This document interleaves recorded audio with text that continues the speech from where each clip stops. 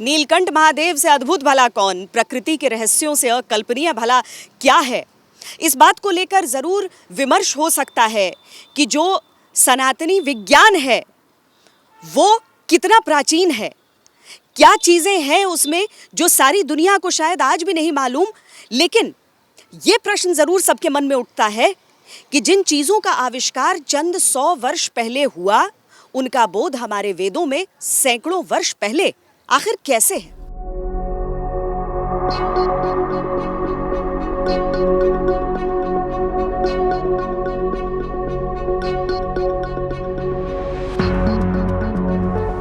उज्जैन का कण कण अद्भुत है।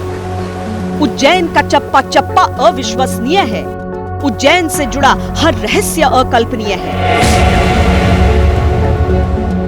अद्भुत है कि दुनिया में जब समय को मानने का कोई एक तय नियम नहीं था, तब से उज्जैन दुनिया को सटीक समय बता रहा है। निश्चित रूप से उज्जैन प्राचीन समय में कालगणना की महत्वपूर्ण नगरी रही है। हम देखते हैं विक्रमादित्य के नवरत्नों में बराहमिहिर जो प्रसिद्ध खगोलवेत्ता हैं, वो एक बात ऐसे खगोलवेत्ता हैं जिसमें हमारे 3 पक्ष होते हैं ज्योतिष के, जिसमें गणित, फलित और होरा, जिसमें तीनों में उन्होंने ग्रंथ लिखे हुए हैं। वर्तमान अगर हम वेधशाला देखते हैं तो इसका निर्माण 1719 में जयपुर के महाराजा सवाई राजा जयसिंह द्वितीय द्वारा किया गया है। ये पहली वेधशाला है जो उन्होंने बनाई है। इसके बाद दिल्ली, जयपुर, मथुरा, बनारस सब बाद में बनी है। पहली वेधशाला उज्जैन में बनी है। अविश्वसनीय है कि ग्रीनविच टाइम पर एक मत तो 19वीं सदी में बना, लेकिन उससे पहले 400 ईसा पूर्व में ही उज्जैन को ग्रीनविच जैसी शोहरत हासिल थी। सदियों पहले पूरे भारत का समय उज्जैन को केंद्र मानकर पता लगाया जाता था और आज भी हिंदू पंचांग उज्जैन के कैलेंडर पर आधारित है। ये सम्राट यंत्र क्या है, अगर सरल तरह से? हाँ बिल्कुल, सम्राट यंत्र अगर हम कहेंगे तो ये सरल भाषा में बोलें तो धूप घड़ी है। ये यंत्र हम देखेंगे कि इसका जो आप झुकाव देखें, सीढ़ियाँ देखें, ये पृथ्वी के अक्ष के समानांतर है और दोनों तरफ हम देखते हैं एक एक क्वार्टर की दोनों तरफ रचनाएं हैं। इन रचनाओं में 20 सेकंड तक सही समय की गणना हम आज भी कर सकते हैं। दूसरा सबसे महत्वपूर्ण जो इसका झुकाव है, इसका झुकाव इस प्रकार से किया गया है कि हम देखते हैं कि जैसे जैसे सूर्य ऊपर आता है वैसे वैसे हमारी शेडो की लेंथ चेंज होती है। लेकिन इसमें हम देखेंगे कि इस यंत्र को ही इस प्रकार से झुका दिया गया है कि इसके जितने भी मेजरिंग पैमाने हैं वो इक्वल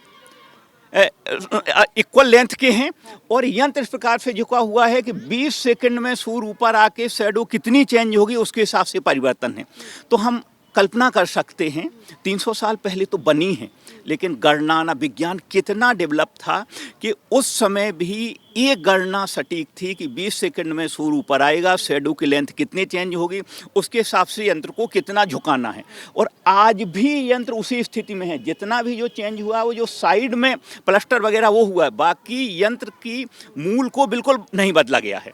क्या हमारा विज्ञान इतना विकसित वाकई था कि हम आज देखते हैं कि जो प्राचीन मंदिर हैं वो भी एक ही लॉन्गिट्यूड पर अगर उनका निर्माण कराया गया हो, जब संपर्क के भी साधन नहीं होते थे और रास्ता तय करने की भी नहीं। निश्चित रूप से विज्ञान बहुत डेवलप और बहुत सटीक था। उसके 1-2 उदाहरण अगर हम देखेंगे तो हमको स्पष्ट होगा। हमारे जो ग्रंथों में जिस प्लेनेट्स का जैसा कलर बताया गया है, अगर बृहस्पति पीला है, शनि धूसर है, अगर मंगल हमारा लाल है, मंगल का जो नेचर बताया गया है कि पृथ्वी पुत्र है। पृथ्वी पुत्र मतलब मंगल की सरफेस और पृथ्वी की सरफेस एक समान है। हम कल्पना करें कि हम यहाँ बैठ के उस प्लेनेट्स की सरफेस कैसी होगी कैसे पता लगा सकते हैं, लेकिन वो भी सटीकता से बता दिया गया, क्योंकि आज का विज्ञान भी बताता है कि पृथ्वी के बाद अगर है तो मंगल ही एक ऐसा है जहां जीवन के हिसाब से जिस प्रकार की सरफेस, जिस प्रकार की स्थितियां होना चाहिए वो है। तो वास्तव में विज्ञान बहुत विकसित तो बहुत सटीक था। गणनाएं आज भी प्लेनेट्स की जिस प्रकार से गणनाएं दी गई हैं, बताई गई, एकदम सटीक हैं। केवल हमारा वर्तमान विज्ञान उसको प्रमाणित कर रहा है। तो हम सोच सकते हैं कि उस समय का विज्ञान बहुत बहुत उन्नत रहा है।